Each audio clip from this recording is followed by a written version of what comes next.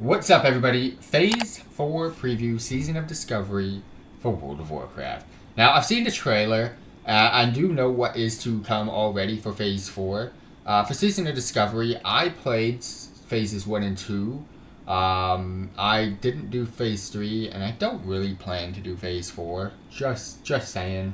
We'll see, though. We'll see. Hi, everyone. I'm Clay Stone, Associate Production Director of WoW Classic. Welcome to our Season of Discovery Phase 4 preview. It is time. At long last, we're raising the level cap to 60 and jumping into the endgame.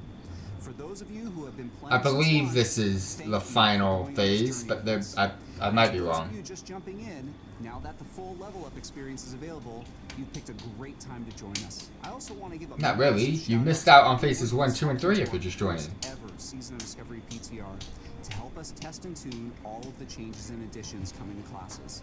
Your feedback has been invaluable in helping us prepare for what's ahead. That said, even though the PTR was focused on classes, we know many of our eagle-eyed players saw hints at the content changes we're making to Endgame. And it's time for us to talk about some of those today. So, let's take a look at what we'll be covering. We'll kick things off with content at 60, then jump into raid information, followed by some important itemization updates, then dive into world event updates as well as some system updates, and more, which you're definitely going to want to stick around for.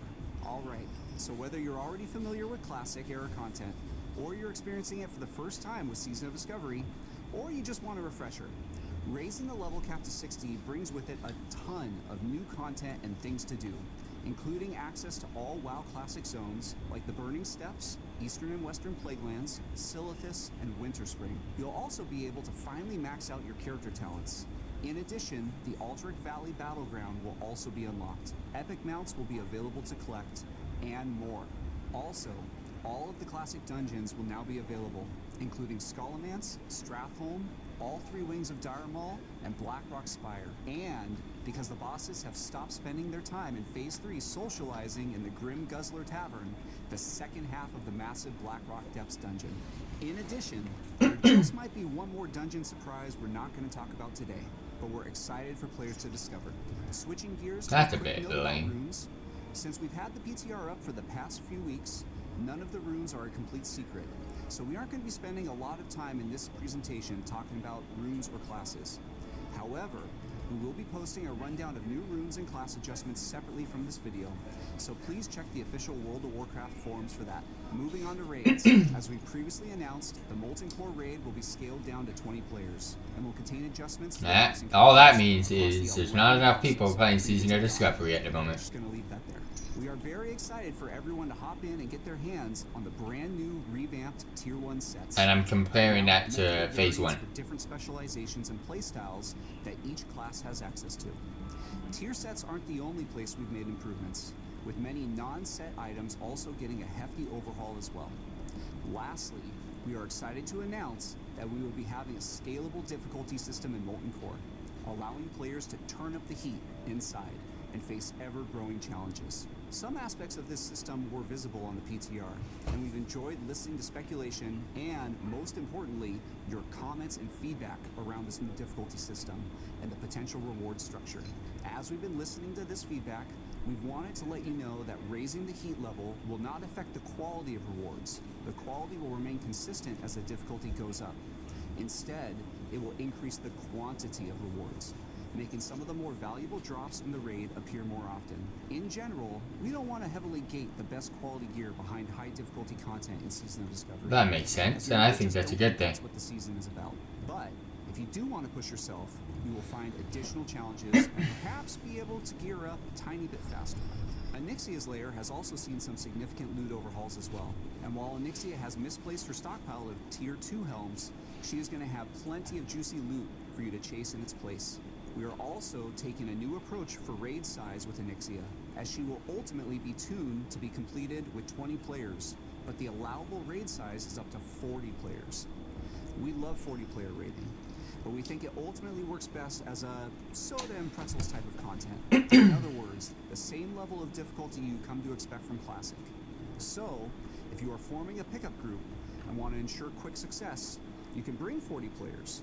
But if you are running with your guild, 20 players may make more sense to maximize your rewards. World bosses have had an interesting history in World of Warcraft, particularly in early versions of WoW, where they were hotly contested and created flashpoints for, let's say, interesting player interactions. While we love this intense competition in Classic 2019, one drawback to the content is that due to its limited availability, it tended to be content that most players never got to meaningfully interact with. We aim to make it a bit more accessible in Season of Discovery by instancing the content off and handling it similarly to what we just discussed with Onyxia. How does that work? Raids will be tuned for 20, but can be done with up to 40 players to make it friendly to both organized groups and pickup groups. Related to these changes, and to talk all things loot, I'll turn it over to our lead engineer. How does that work? Take it away, Nora. Thanks, Clay. We're excited to share some of the cool new loot you'll find in Why'd she level up? What'd she do? First, let's check out some of the new dungeon loot you'll find in Phase 4. We've got Iron Foe, which has had its level increased to 58 and now grants 18 attack power when equipped. Next, we've got Idol of Exsanguination, which causes your lacerate ticks to energize you for 5 rage. Totem of the Plains reduces the cast time of your healing rain spell by 100%. Taking inspiration from players using the 3-piece set and sunken spell by 100%. Ah, I thought I said Totem of the Flames. I was like, wait, that made no sense. But okay, got you. Inspiration from players using the 3-piece set and sunken temple for shamans. We thought it might feel bad to completely lose that set bonus as an option. Having it be a totem you can swap on and off for fights made a lot of sense here.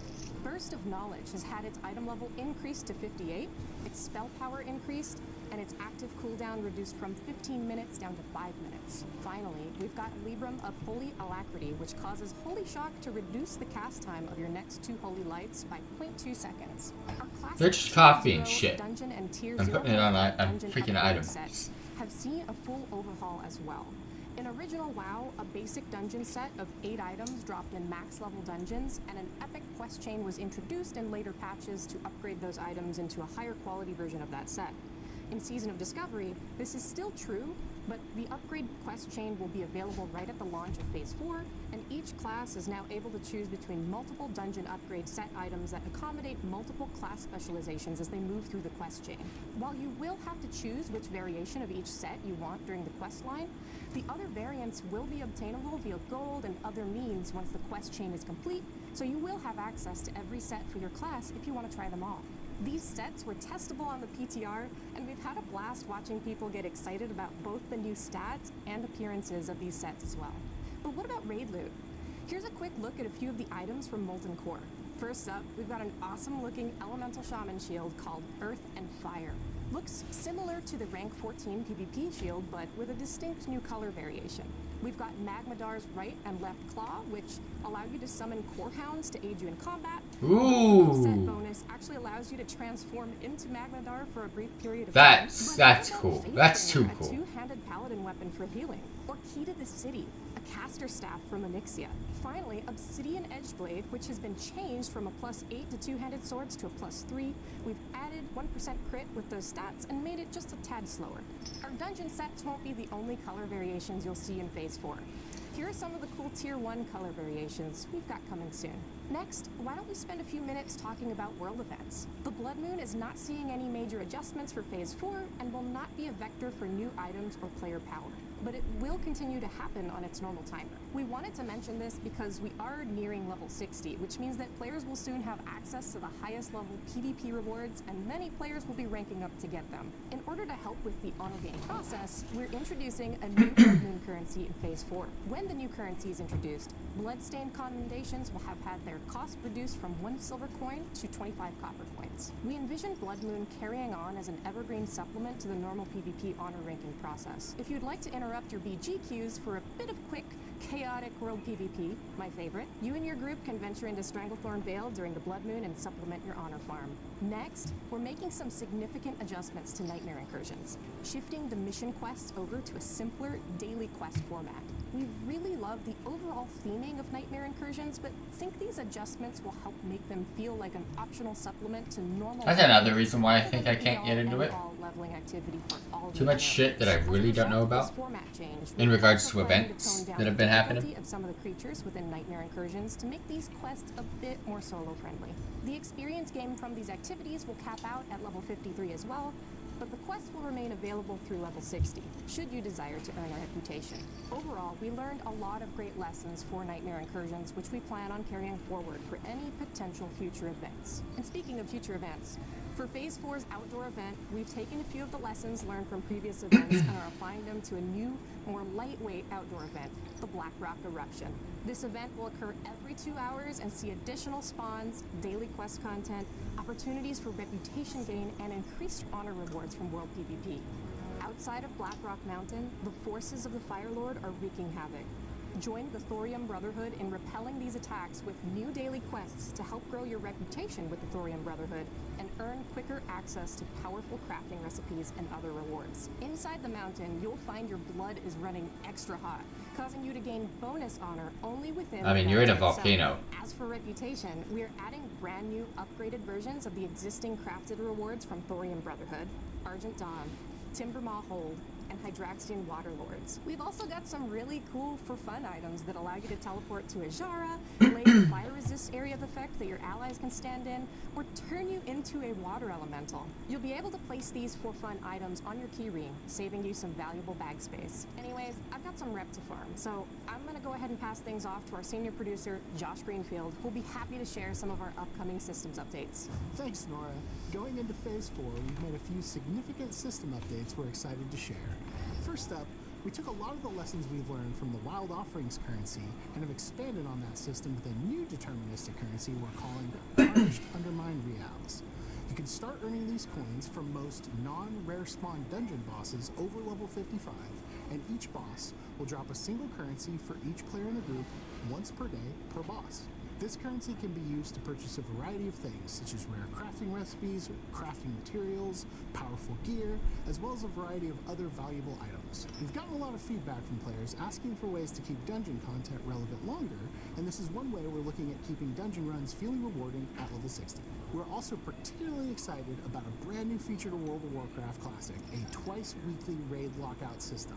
One bit of feedback we got early on was that 3-day lockouts on raids was difficult for guild leaders to manage due to the inconsistency of when reset days occur. In Sunken Temple, we moved the lockout to weekly to add a bit more stability, but we always wanted to revisit this to see if there was a way for us to provide the increased cadence and content availability that the 3-day lockout provided, but with a bit more stability and predictability. Glad this is not in Live WoW, because if it was multiple, having raids using this lockout that'd be ass. reset twice a week on Too much work. reset days. For example, in North Got America, a life now. these weekly raids will reset on Tuesday and Saturday mornings.